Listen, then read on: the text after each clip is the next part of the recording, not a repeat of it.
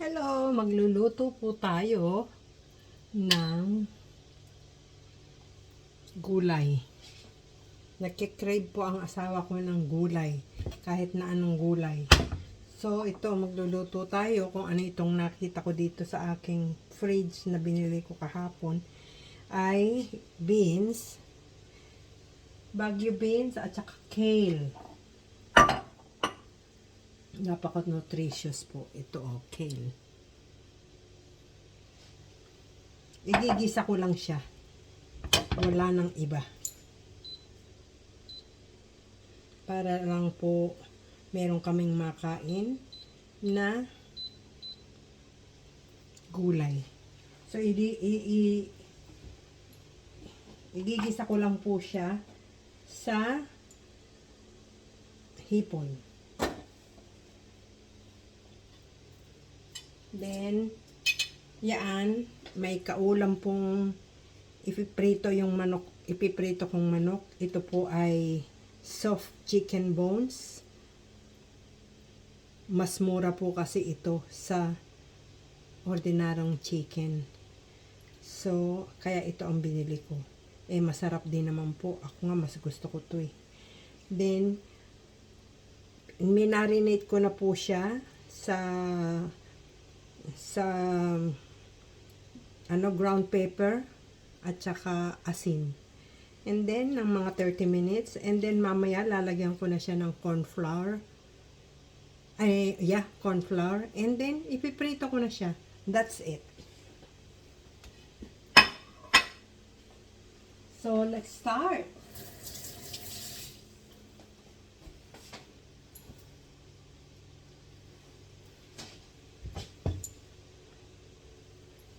Nag-iinit na po tayo ng mantika.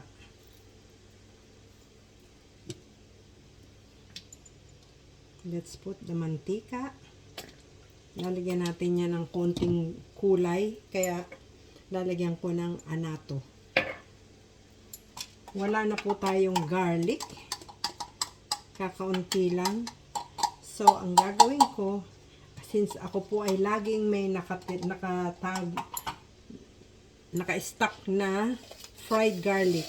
Kasi po, ginagamit ko ito sa mga chicken mami pagka nagagawa. O kaya yung halimbawang yung cup noodles, ina-add ko po ito. Kaya lagi ako may ganito. Ako po ang nagpiprito talaga nito. Nagpa-fry.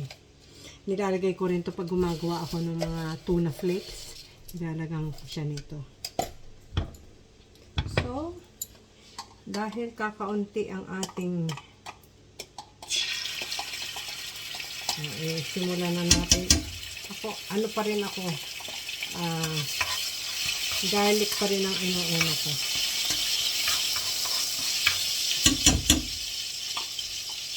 Old school. Kasi, ang aking kapiran, binabantayan ko naman siya.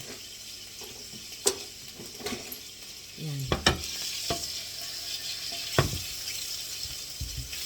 Saka isunod na natin sinunod ko na po onion.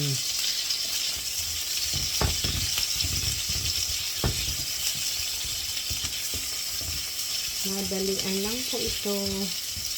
It's 4:30. Mamaya po ang dating ng asawa ko ay 5:45. Ganyan.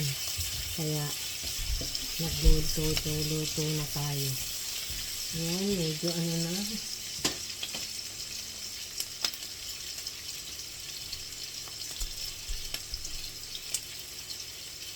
Ano po ito? Onion leaves. Ito. Isunod na natin ang ating beans. Kasama na yan ang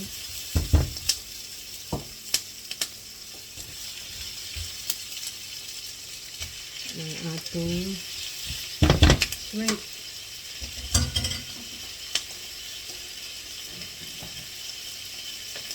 Lagyan na natin ito. Brown paper.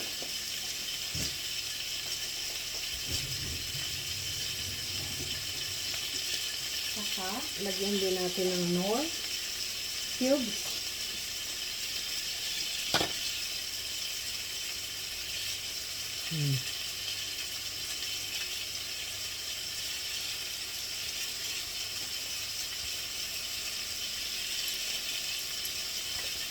Lagyan din natin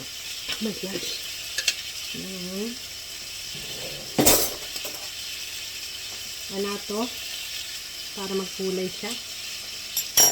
At yung sinabi ko sa inyo, garlic.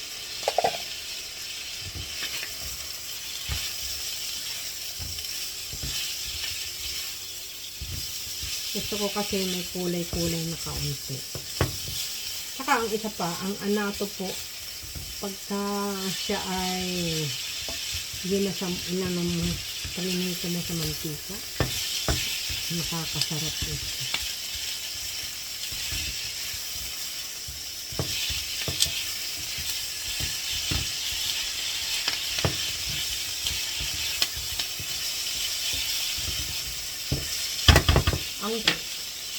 Ang kale po, kinakain niya ng hilaw para rin siya yung mga spinach. Kaya, pwede na natin siya.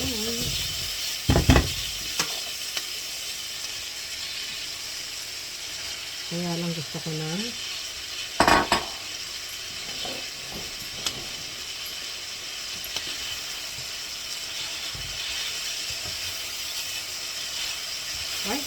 hindi pa pala natin nalagyan ng asin.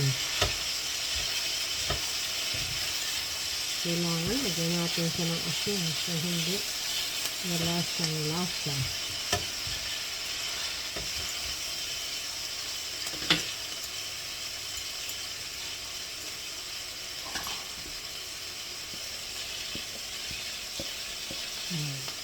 Ito yung mga madalian natin luto.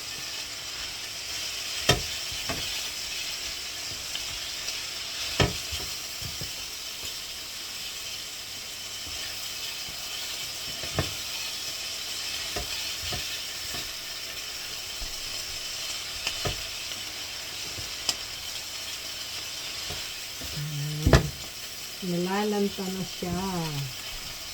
Asin. Lagyan natin ng asin.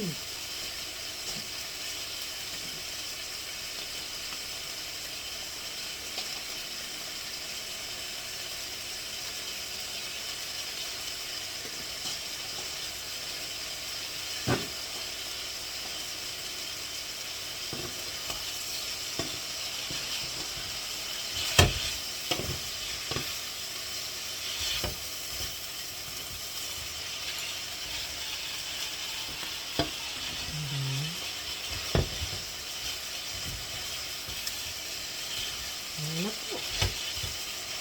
Hindi. Ito na siya. Kukainin natin itong tapon-tapon dyan. Ako gusto ko may kaunting sabaw.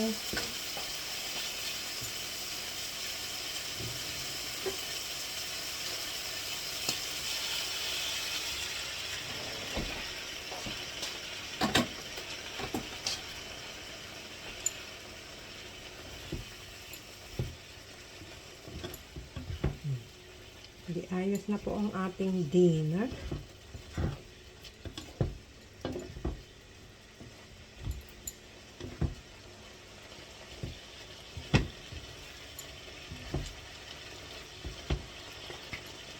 Ayan po.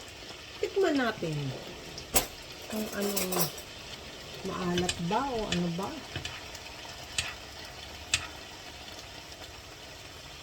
Init pala. See? Konting asin lang po yung nilagay ko. Maalat na siya. Sarap. Sarap nito sa chicken mamaya. Lagyan ko pa ng sabaw.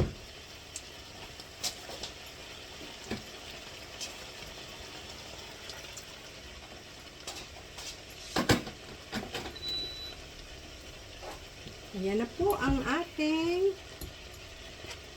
ulam. Ulam number 1. Pakita ko po sa inyo. Yan. Healthy. Bye.